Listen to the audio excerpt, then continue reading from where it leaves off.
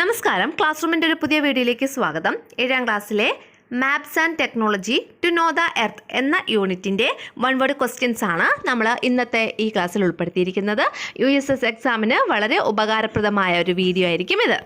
First question ഇതാണ്: dash is the spherical representation of the earth. എർത്തിൻ്റെ spherical representation എന്നറിയപ്പെടുന്നത് ഏതാണ്? അതുപോലെ മറ്റൊരു question: dash is the real model of the earth. ഈ രണ്ട് ക്വസ്റ്റ്യൻ്റെയും ആൻസർ ഒന്നാണ്. സ്ഫെറിക്കൽ റെപ്രസെൻറ്റേഷൻ ഓഫ് ദി എർത്തും പിന്നെ റിയൽ മോഡൽ ഓഫ് ദി എർത്തും ഏതാണ്? Answer globe. ഏതാണ്? ഗ്ലോബ് എന്നതാണ് ശരി. അടുത്ത ക്വസ്റ്റ്യൻ, രണ്ടാമത്തെ ക്വസ്റ്റ്യൻ ആണ്: in globe dash are semi circles and dash are concentric circles. ഗ്ലോബിൽ നമ്മൾ വരയ്ക്കുന്ന ലൈൻസ് ഉണ്ടല്ലോ, അതിൽ സെമി സർക്കിൾസ് ആയിട്ട് നമ്മൾ വരയ്ക്കുന്ന ലൈൻസിന് എന്ത് പേരിട്ട് വിളിക്കും? അതുപോലെ കോൺസെൻട്രിക് സർക്കിൾസ് ആയിട്ട് നമ്മൾ വരയ്ക്കുന്ന ലൈൻസിന് എന്ത് പേരിട്ട് വിളിക്കും? ലോങ്ജിറ്റ്യൂഡിനൽ ലൈൻസ് അല്ലെങ്കിൽ രേഖാംശ രേഖകളാണ് നമ്മൾ സെമി സർക്കിൾസ് ആയിട്ട് വരയ്ക്കുന്നത്. അപ്പോൾ സെമി സർക്കിളായിട്ട് നമ്മൾ വരയ്ക്കുന്നത് ഏതാണ്? ലോങ്ജിറ്റ്യൂഡിനൽ ലൈൻസ് ആണ്. എന്നാൽ കോൺസെൻട്രിക് സർക്കിൾസ് ആയിട്ട് നമ്മൾ വരയ്ക്കുന്നത് ലാറ്റിറ്റ്യൂഡിനൽ ലൈൻസ് അല്ലെങ്കിൽ അക്ഷാംശ രേഖകളാണ്. മനസ്സിലായല്ലോ? നമ്മുടെ ഗ്ലോബ് എടുത്ത് നോക്കിക്കഴിഞ്ഞാൽ നമുക്ക് കറക്റ്റായിട്ട് അത് മനസ്സിലാവും. അല്ലെങ്കിൽ നമ്മുടെ ടെക്സ്റ്റിലും ഫിഗർ ഉണ്ട്, അതെടുത്ത് നോക്കിയാലും മതി. In map latitudes and longitudes are illustrated as. മാപ്പിൽ ലാറ്റിറ്റ്യൂഡും ലോങ്ജിറ്റ്യൂഡും നമ്മൾ എങ്ങനെയാണ് റെപ്രസെൻ്റ് ചെയ്യുന്നതെന്ന് മാപ്പിലാണ് കേട്ടോ, മാപ്പിലാണ്, ഗ്ലോബിലല്ല. മാപ്പിൽ ലാറ്റിറ്റ്യൂഡും ലോങ്ജിറ്റ്യൂഡും റെപ്രസെൻ്റ് ചെയ്യുന്നത് എങ്ങനെയാണ്? സ്ട്രെയിറ്റ് ലൈൻസ് ആയിട്ട്. എന്തായിട്ടാണ്? സ്ട്രെയിറ്റ് ലൈൻസ് ആയിട്ടാണ്, നേർരേഖകളായിട്ടാണ്. Representation of whole earth on a plain surface is known as. അതായത് ഇവിടെ HL ഹോൾ എന്നാണ് എഴുതിയേക്കുന്നത്, അങ്ങനെയല്ല, WHOLE ആണ് കേട്ടോ. അപ്പോൾ representation of whole earth whole മുഴുവനായിട്ടും നമ്മളൊരു പ്ലെയിൻ സർഫസിൽ റെപ്രസെൻറ്റ് ചെയ്യണതിന് എന്ത് പേരിട്ട് വിളിക്കും? ഒരു പ്ലെയിൻ സർഫസിൽ നമ്മൾ എർത്ത് മുഴുവനായിട്ട് റെപ്രസെൻറ്റ് ചെയ്യുകയാണെങ്കിൽ അതിന് നമ്മൾ എന്താ പറയുന്നത്?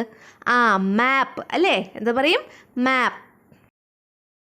അടുത്തത് മാച്ച് ദ ഫോളോയിങ് ആണ് കേട്ടോ. ഇവിടെ കുറേ മാപ്സിൻ്റെ പേരുണ്ട്. പൊളിറ്റിക്കൽ മാപ്പ്, ഫിസിയോഗ്രാഫിക് മാപ്പ്, ട്രാൻസ്പോർട്ടേഷൻ മാപ്പ്, സോയിൽ മാപ്പ്, റിസോഴ്സ് മാപ്പ്, ക്ലൈമറ്റ് മാപ്പ്. റൈറ്റ് സൈഡിൽ വേറെ കുറച്ച് അതിൻ്റെയൊക്കെ ക്യാരക്ടറിസ്റ്റിക്സും കൊടുത്തിട്ടുണ്ട്. അവയെ പരസ്പരം നമുക്ക് മാച്ച് ചെയ്യണം. എങ്ങനെ മാച്ച് ചെയ്യാം? ഒന്നാമത്തത് പൊളിറ്റിക്കൽ മാപ്പ്. പൊളിറ്റിക്കൽ മാപ്പുമായിട്ട് ചേരുന്നത് ഇതിലേതാണ്? State and its capital. State and its ക്യാപിറ്റലാണ് പൊളിറ്റിക്കൽ മാപ്പിൽ വരുന്നത്. അടുത്തത് ഫിസിയോഗ്രാഫിക് മാപ്പ്. ഫിസിയോഗ്രാഫിക് മാപ്പിൽ വരുന്നത് ലാൻഡ് സർഫസ് ഫീച്ചേഴ്സ്. ഇതാണ് ലാൻഡ് സർഫസ് ഫീച്ചേഴ്സ്, അതായത് ഭൂപ്രകൃതി സവിശേഷതകളൊക്കെ. ദെൻ ട്രാൻസ്പോർട്ടേഷൻ മാപ്പ് അല്ലേ? ട്രാൻസ്പോർട്ടേഷൻ മാപ്പ് അതിൽ വരുന്നത് റെയിൽവേസ് ആൻഡ് വാട്ടർവേസ്. റെയിൽവേസും പിന്നെ വാട്ടർവേസും, ജലപാതകളും റെയിൽവേ പാതകളും. ദെൻ സോയിൽ മാപ്പ് എന്തായിരിക്കും? Different types of soil, different ടൈപ്പിലുള്ള സോയിൽസ് ഒക്കെയാണ് സോയിൽ മാപ്പിൽ വരുന്നത്. അടുത്ത റിസോഴ്സ് മാപ്പ്. റിസോഴ്സ് മാപ്പ് വിഭവ ഭൂപടം അല്ലേ? അതിലെന്താണ്? Agricultural resources. അങ്ങനെയുള്ള റിസോഴ്സ് എല്ലാം വരുന്നത് ഏതിലാണ്? റിസോഴ്സ് മാപ്പിലാണ്. ഇതിവിടെ പറഞ്ഞിട്ടുള്ളത്, ഇവിടെ നമുക്ക് ഈ മാച്ച് ദ ഫോളോയിങ്ങിൽ തന്നിട്ടുള്ളത് അഗ്രികൾച്ചറൽ റിസോഴ്സസ് ആണ്. അപ്പോൾ അത് നമ്മൾ അതുമായിട്ട് മാച്ച് ചെയ്യുന്നു. അടുത്തത് ക്ലൈമറ്റ് മാപ്പ്. ക്ലൈമറ്റ് മാപ്പ് കാലാവസ്ഥാ ഭൂപടം. എന്തായിരിക്കും? ക്ലൈമാറ്റിക് റീജിയൻ, വിവിധ കാലാവസ്ഥാ പ്രദേശങ്ങളും അവിടെയുള്ള കാലാവസ്ഥ എന്താണ്, അങ്ങനെയൊക്കെയുള്ള ക്ലൈമറ്റുമായിട്ട് ബന്ധപ്പെട്ട കാര്യങ്ങളൊക്കെ നമ്മൾ ഏത് മാപ്പിലാണ് ഡെപിക്റ്റ് ചെയ്യുന്നത്? അത് ക്ലൈമറ്റ് മാപ്പിലാണ്. അടുത്തത് maps are divided into 2 based on the function. Function അനുസരിച്ച് മാപ്പിനെ നമുക്ക് രണ്ടായിട്ട് ഡിവൈഡ് ചെയ്യാം. വാട്ട് ആർ ദേ? എന്തൊക്കെയാണ്? അതായത് മാപ്പിനെ ബ്രോഡ്ലി ക്ലാസിഫൈഡ് ഇൻറ്റു 2 രണ്ടായിട്ട് ഡിവൈഡ് ചെയ്യാം. Based on the function. അതിൻ്റെ ഫംഗ്ഷൻ അനുസരിച്ച് എന്ത് ഫംഗ്ഷനാണ് ആ മാപ്പ് ചെയ്യുന്നത് എന്നതിനനുസരിച്ച്. അത് ഏതൊക്കെയാ? ഫിസിക്കൽ മാപ്പും കൾച്ചറൽ മാപ്പും. ഇതൊക്കെയാണ് ഫിസിക്കൽ മാപ്പും കൾച്ചറൽ മാപ്പും. അപ്പോൾ based on functions maps are divided into 2, physical map and cultural map. Physical map എന്ന് പറഞ്ഞാൽ ഭൗതിക ഭൂപടം, കൾച്ചറൽ മാപ്പ് എന്ന് പറഞ്ഞാൽ സാംസ്കാരിക ഭൂപടം.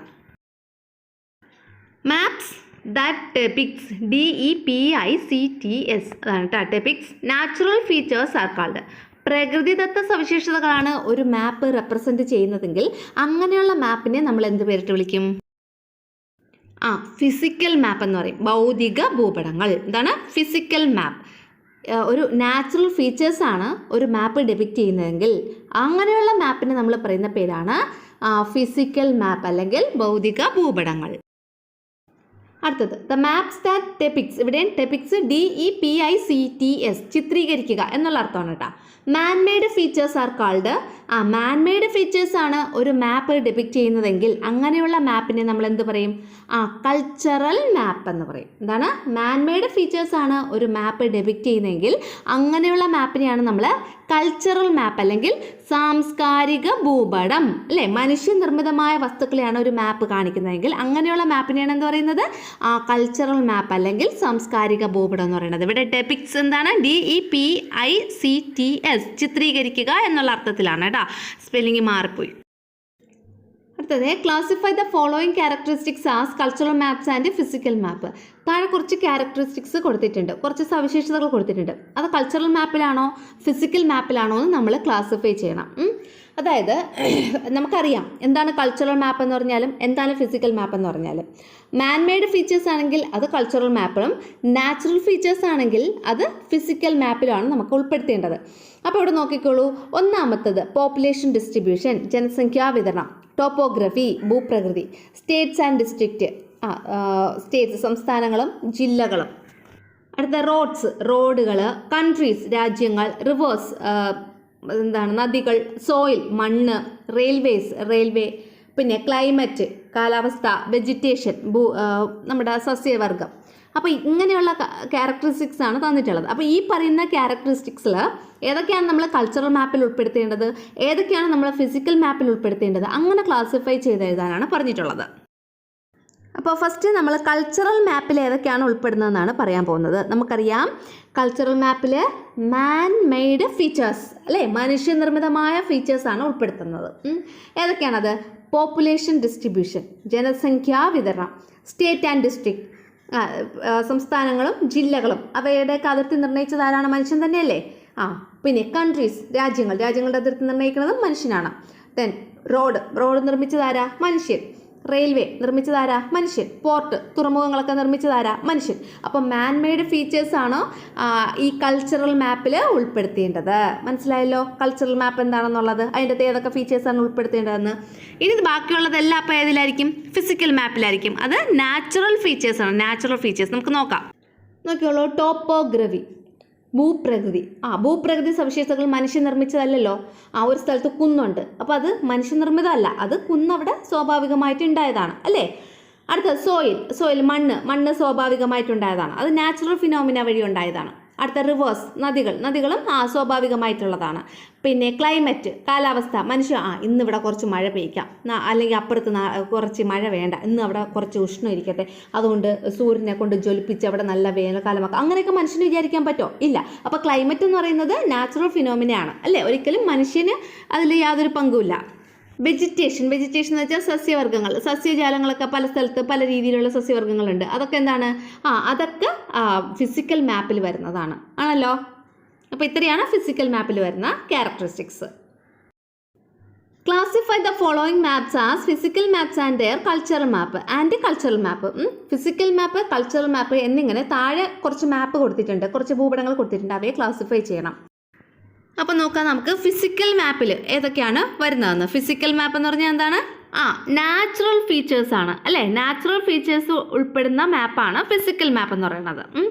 അപ്പോൾ നോക്കിയോളൂ ഏതൊക്കെയാണ് അതിൽ വരുന്നത്. ഫിസിയോഗ്രാഫിക് മാപ്പ്, അല്ലേ? ഭൂപ്രകൃതി മാപ്പ്, ഭൂപ്രകൃതി ഭൂപടം, അത് വരുന്നത് ഫിസിക്കൽ മാപ്പിലാണ്. സോയിൽ മാപ്പ്, മണ്ണ് ഭൂപടം, അത് വരുന്നത് ഫിസിക്കൽ മാപ്പിലാണ്. ക്ലൈമറ്റ് മാപ്പ്, കാലാവസ്ഥാ ഭൂപടം. പിന്നെ വെജിറ്റേഷൻ മാപ്പ്, സസ്യജാലങ്ങളെക്കുറിച്ചുള്ള മാപ്പ്. പിന്നെ ഏതാണ്? റിവർ മാപ്പ്, നദികളെ കുറിച്ചുള്ള മാപ്പ്. അപ്പോൾ ഇതൊക്കെ വരുന്നത് ഏതാണ്? ഫിസിക്കൽ മാപ്പ് എന്ന് പറയുന്ന കാറ്റഗറിയിലാണ്. ഇനി കൾച്ചറൽ മാപ്പിൽ വരുന്നത് ഏതൊക്കെയാണ്? പൊളിറ്റിക്കൽ മാപ്പ്, അതായത് മാൻ മെയ്ഡ് ഫീച്ചേഴ്സ് ഉൾപ്പെടുന്നത്. അതേതൊക്കെയാണ്? പൊളിറ്റിക്കൽ മാപ്പ്, പോപ്പുലേഷൻ മാപ്പ്. പൊളിറ്റിക്കൽ മാപ്പ് എന്ന് വെച്ചാൽ സ്റ്റേറ്റ്സും അതിൻ്റെ ക്യാപിറ്റൽസും അല്ലെങ്കിൽ രാജ്യങ്ങൾ, കൺട്രീസ്, അതൊക്കെ ഉൾപ്പെടുന്ന മാപ്പിനെയാണ് നമ്മൾ പൊളിറ്റിക്കൽ മാപ്പ് എന്ന് പറയുന്നത്. അപ്പോൾ പൊളിറ്റിക്കൽ മാപ്പ്, പിന്നെ പോപ്പുലേഷൻ മാപ്പ്, ജനസംഖ്യാ ഭൂപടം, ജനസംഖ്യയെക്കുറിച്ചുള്ള ഡീറ്റെയിൽസ് ലഭ്യമാകുന്ന ഭൂപടങ്ങൾ. പിന്നെ എക്കണോമിക് മാപ്പ്, നമ്മുടെ സാമ്പത്തിക കാര്യങ്ങളെക്കുറിച്ച് ഉള്ള വിവരങ്ങൾ ലഭ്യമാകുന്ന ഭൂപടം, അതാണ് എക്കണോമിക് മാപ്പ് എന്ന് പറയുന്നത്. പിന്നെ ട്രാൻസ്പോർട്ടേഷൻ മാപ്പ്, ഗതാഗത സൗകര്യങ്ങളും റോഡുകളെ അങ്ങനെയൊക്കെയുള്ള കാര്യങ്ങളെക്കുറിച്ചുള്ള ഭൂപടം, അതാണ് ട്രാൻസ്പോർട്ടേഷൻ മാപ്പ്. അപ്പോൾ ഇതൊക്കെ വരുന്നത് ഏതിലാണ്? കൾച്ചറൽ മാപ്പ് എന്ന് പറയുന്ന ഒരു പർട്ടിക്കുലർ കാറ്റഗറിയിലാണ്. അടുത്തത് A map that focus on A particular topic or A specific theme. Theme എന്നാണ് THEME.